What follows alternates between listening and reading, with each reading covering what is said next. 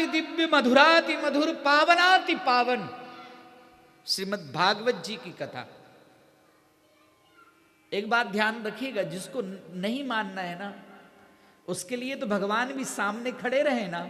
जैसे दुर्योधन के सामने भगवान खड़े रहते थे तब भी उनका कोई महत्व नहीं था, वैसे ही जो नास्तिक प्रकृति के लोग हैं, यदि उनके सामने ये भागवत जी रखी है ना, तो ये किताब दिखेगी उन्हें पुस्तक दिखेगी। लेकिन जिनके हृदय में भाव है, जिनके हृदय में भक्ति है, तो उनके लिए क्या है, ये भागवत जी नहीं, शब्द रूप में शब्द रूप में भागवत जी साक्षात श्री बांके बिहारी हैं, वृंदावन के बांके बिहारी हैं। कहते हैं, मानो तो गंगा माहू, ना मानो तो बहता पानी। यदि मुझे मान लिया तो मैं मां हूं, और नहीं माना तो। मुझे एक बात बताइए, ये जो भक्ति पथ है, ये जो धर्म पथ है, यह तो केवल विश्वास पर ही टिका हुआ है।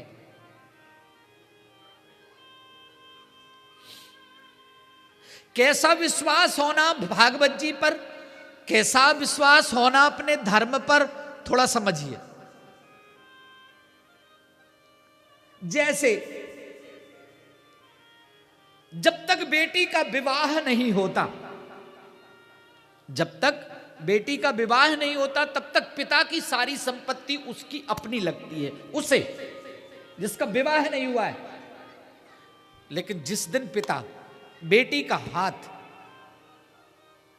वर के हाथ में देता है, उसी समय से उस बेटी को, जो अभी थोड़ी देर पहले तक अपने पिता की सारी संपत्ति को अपना समझती थी, लेकिन बस पति के हाथ में हाथ जाते ही, 7 फेरे लगते ही, बरमाला पहनाते ही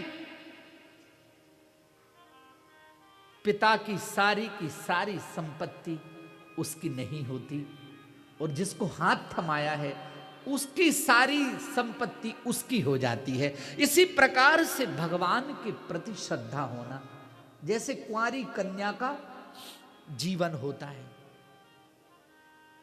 ऐसा विश्वास। तो आइए, सबसे पहले हमें विश्वास जगाना है, हमें भक्ति को जगाना है। एक बार सब प्यार से बोलें, जय जय श्री राधे। आनंद ही आनंद है, क्या बात है। कानौड़िया परिवार बहुत बड़ा परिवार है, और पूरे जो है 11 भाई, सभी लोग एकजुट होकर के, एक होकर के, कहने के लिए 11 भाई हैं, लेकिन इस समय एक हैं, और सब मिलकर के जो है भागवत जी का ऐसा दिव्य नियोजन कर रहे हैं। खुशी होती है, आनंद आता है।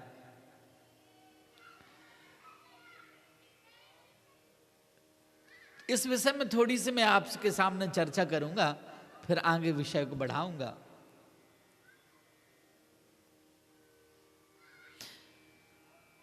पहले भाई भाइयों में कितनी प्रीति होती थी, कितना स्नेह होता था, कितना लगन होता था, थोड़ा विचार करिए।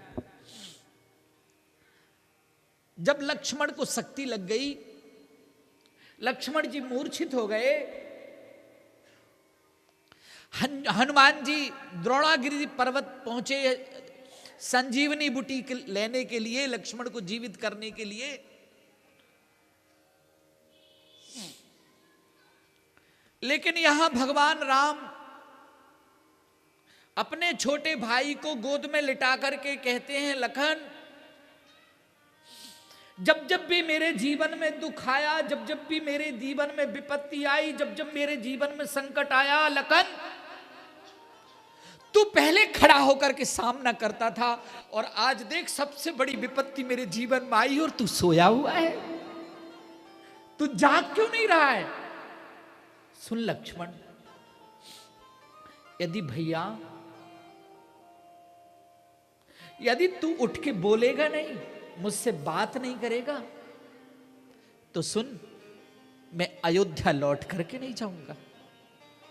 लक्ष्मण, तुझे मैं अपनी गोद में लेकर के इस समुद्र में जीवित समाधि ले लूंगा, लेकिन दोबारा अयोध्या लौट करके नहीं जाऊंगा।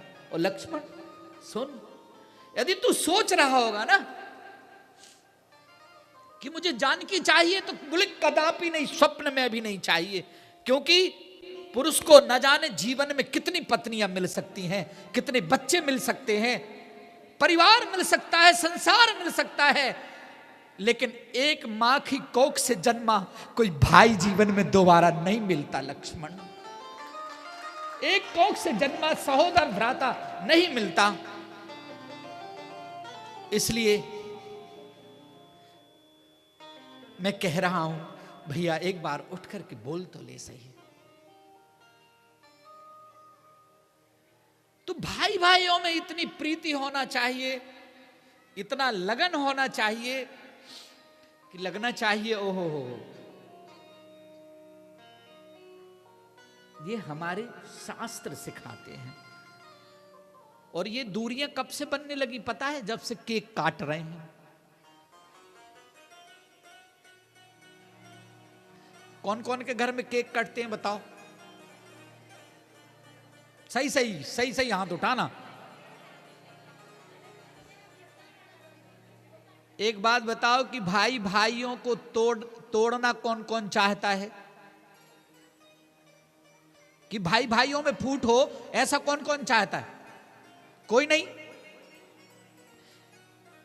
यदि ऐसा नहीं चाहते हो तो केक काटना बंद करो, और चाहते हो तो रोज केक कटवाना।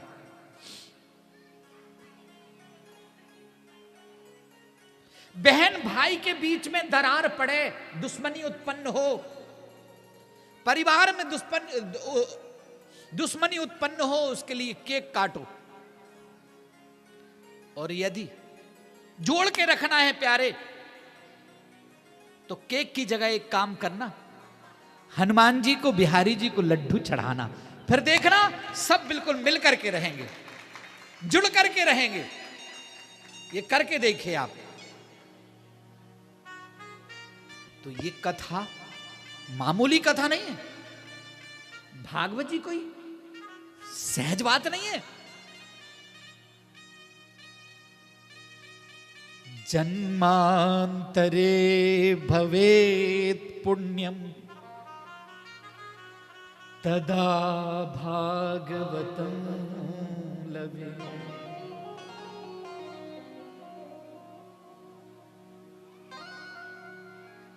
कई जन्मों के पुण्य उदय होते हैं, भाग उदय होते हैं, तब कहीं जाकर के भागवत जी की कथा सुनने को मिलती है।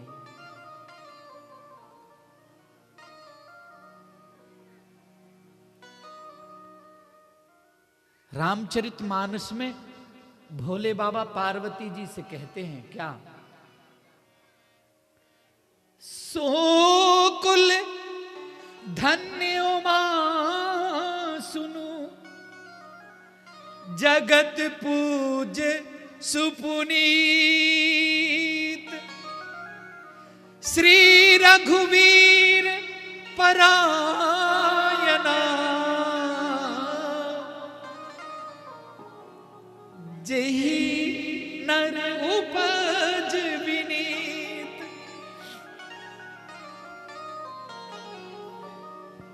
हे पार्वती, वही कुल धन्य है, उस कुल का बच्चा बच्चा धन्य है, उस कुल का हर एक जीव धन्य है, जिस कुल में